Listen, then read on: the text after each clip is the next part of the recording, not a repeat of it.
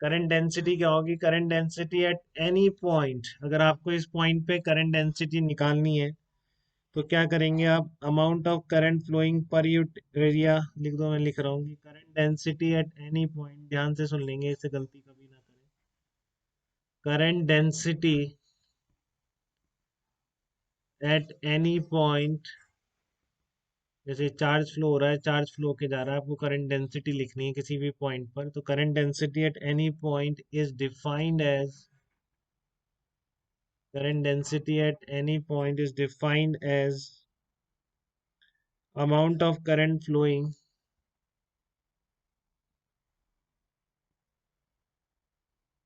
amount of current flowing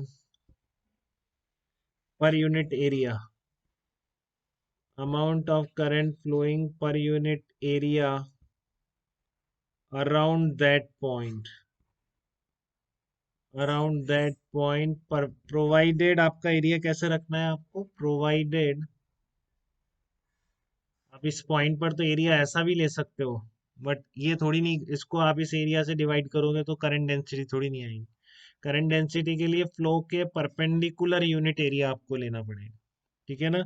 provided the area is, provided the area is normal to direction of current, area is normal to direction of current, direction of current के normal लेना है आपको, ठीक है ना? Area is normal to the direction of current, तो area आपका normal होना चाहिए डायरेक्शन ऑफ करंट के, ठीक है? तो फिर आप करंट डेंसिटी उस पॉइंट पे डिफाइन कर पाएंगे। जो current flowing through the, current को परपेंडिकुलर एरिया से डिवाइड कर देना, जैसे मान लीजिए कोई करंट है यहाँ पर 1 एम्पियर करंट जा रहा है, ठीक है ना? पता नहीं क्या चक्कर है यार, करंट कोई 1 एम्पियर करंट पास हो रहा है इस पूरे एरिया से, तो इस पॉइंट पर करंट डेंसिटी कितनी हो जाएगी? 10 एम्पियर मान लेते, 10 एम्पियर करंट पास हो रहा है और ये area of cross section 2 meter per second square है, तो यहाँ पर इस पॉइंट पर करंट डेंसिटी हो जाएगी 10/2 5 joule 5 ampere per metre square, ठीक है ना? 5 ampere per metre square current density इस पॉइंट पर डिफाइन होगी। Current density is a vector quantity, तो अभी इसकी डायरेक्शन और मैग्नीट्यूड बहुत क्लियरली आपको पता होना चाहिए। Current density is a vector quantity, ठीक है? Current density is a vector quantity, ध्यान रखेंगे सब, एक वेक्टर क्वांटिटी है, कहीं पे भी चार्ज फ्लो रहा हो तो किसी भी पॉइंट पे डिफाइन हो सकती है, उस पॉइंट पर क्या करना है मैग्नीट्यूड के लिए? तो मैग्नीट्यूड देख लीजिए क्या होता है करंट डेंसिटी का, मैग्नीट्यूड का मतलब है करंट डेंसिटी का करंट क्रॉसिंग परपेंडिकुलर एरिया, तो I upon a perpendicular, this is called current density, magnitude, ठीक है?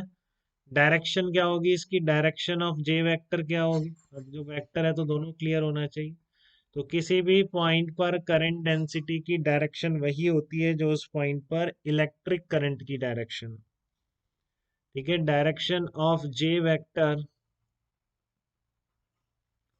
Direction of J vector eight any point,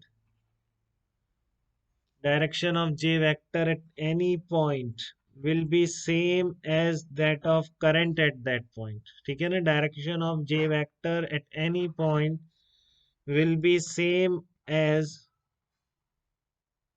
will be same as direction of current at that point, will be same as direction of current at that point, ठीक है? तो ये current density होती है आपके किसी भी पॉइंट पर जो डायरेक्शन आपकी करंट की होगी वही करंट डेंसिटी की डायरेक्शन है। मैग्नीट्यूड क्लियर है आपको, करंट अपॉन परपेंडिकुलर एरिया, ठीक है?